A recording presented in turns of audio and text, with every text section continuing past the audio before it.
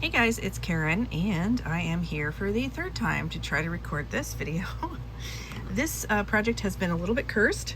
Today I am coming to you with a bunch of other YouTube channels because we all got together to make a custom Blythe mermaid. We've been working on this for quite a while, some longer than others, myself being one of those others. We've known about this for quite a long time, but I didn't get to it for a while. And I decided to do something different with this. Instead of buying a regular fakey doll, I'd never had a Basak Blythe, so I picked this doll out, who has this beautiful mermaid green blue hair and these lovely eyes that go with. And then I also didn't want to draft a mermaid tail pattern, so I went on AliExpress, and these two mermaid outfits were bundled together as a 2-pack, and it was very inexpensive. I think less than $10, definitely less than $10. And I decided that I was going to try, rather than to create a costume from scratch, I was going to try to customize one that was already made. So you can see that it fits a Barbie. She was originally a mermaid Barbie. I don't like the sculpted mermaid bodies, so I put her on a made to move because I really loved her head. And this is this outfit on her. It's slightly too small because short in the bottom, and so it rides a little bit low. And then her bust, her top is a little bit big. She's made for somebody with a larger bust. Now this skirt does in the hips and everything fits an A-zone fakey Blythe perfectly. This one for her, it was too big.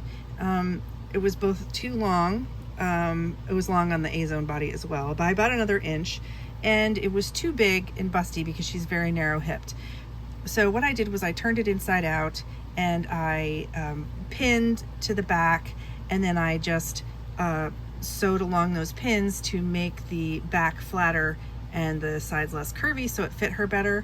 And then I also chopped off about an inch of the tail, cut a new triangle, and then took out the tulle that was already in it. This tulle was there, and I thought it would be perfect with this doll. And so then I re-sewed it in here, and you can see it fits pretty perfectly. And I actually did a better job of the tulle than it came with. This one is just sewed flat straight across, which is fine. It's another way to do it. It would have been cuter if it was fuller, I think, but again, that's fine. I didn't do anything to this outfit. The top on her was really too big. It was both big in the straps and big in the bust. So what I did was I just took off the Velcro. I turned it, I took off the Velcro, I turned it over, and I sewed that down with some whip stitches, and then I added a snap. Then I turned it inside out, figured out how long the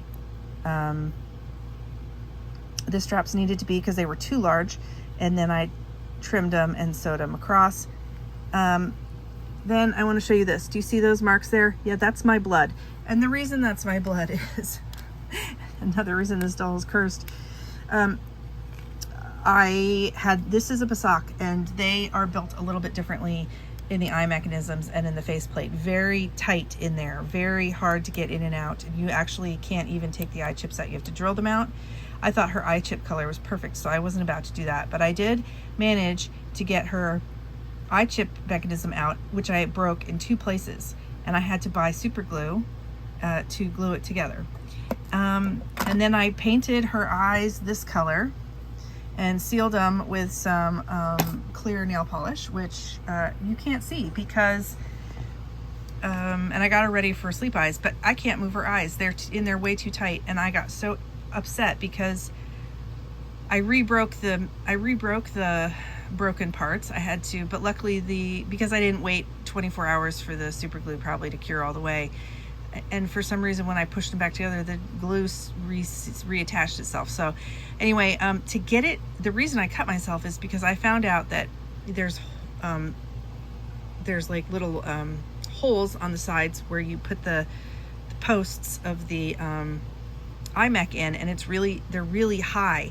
So I was shaving those down with my X-Acto blade, and that actually helped quite a bit. I shaved off the top and along the curve of the underside, and I cut myself doing that in 2 places.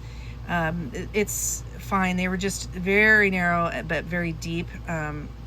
I couldn't, on the tip of my finger here, it just wouldn't stop bleeding for a while, and then also on my thumb I sliced it, but not as deeply, so that cleared up pretty quick. But they're still sore to sew, and then I had to sew through glue and everything else down here. This is all nail art that I applied. These are actually sequins. They have 2 holes, or you could glue them on. I sewed them on, and then I put these nail art jewels or gems on top to hide the 2 holes in the stitch. And I chose pink. That's what this is as well, to go with her pink top.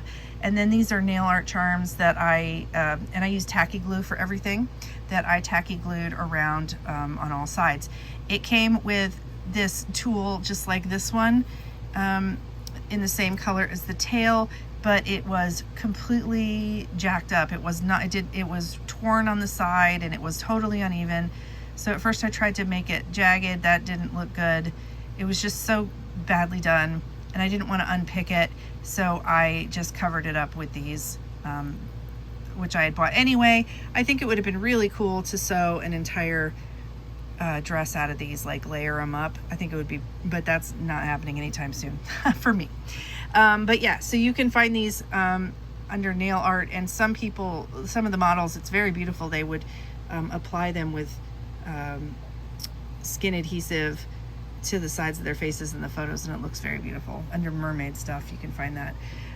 So anyway, that's what I did. I think it was it did not end up being any much of a time saver for me, as far as the amount of time and money it took when I bought all the accessories and charms, and then the fact that I had to alter and tailor the outfit to the doll.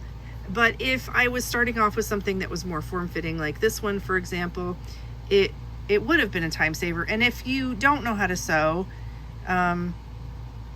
you know, this might be an option for you to join in future collabs. Just go on AliExpress, find something inexpensive, and then just jazz it up with beadwork and your own touches. So I'm gonna go and look at everybody else's videos now. Oh, the other thing about the Basaks is they come with very, very poor eyelashes. They're almost impossible to get out. I was like sticking the X-Acto blade in the slit where the eyelashes go, and I was digging them out. And these falsies are barely hanging on there. I think if I were to ever open her up again and deal with her head, which probably is never going to happen again, I would insert lashes individually in there. I think that's the way to go, because the strip that they're attached to is a little bit too thick for this. So yeah, I wish I could have gotten her sleep eyes, actually sleep eyes, so I could see the pretty eyelids I made, but I did work on those on a live stream last week, but oh well, it is what it is. I don't have the strength right now. I got to get that blood off the back of her head and get this video uploaded. So I will list a link to the dozen channels that are also, there's a lot of channels that also made beautiful mermaids. So go ahead and check out those links below if you haven't seen them already, because I am uploading late and everybody else was on time. And I will see you guys in the comment section. Okay. All right. Let me know what you think of the custom altered outfit I made, and I'll see you guys later. Bye.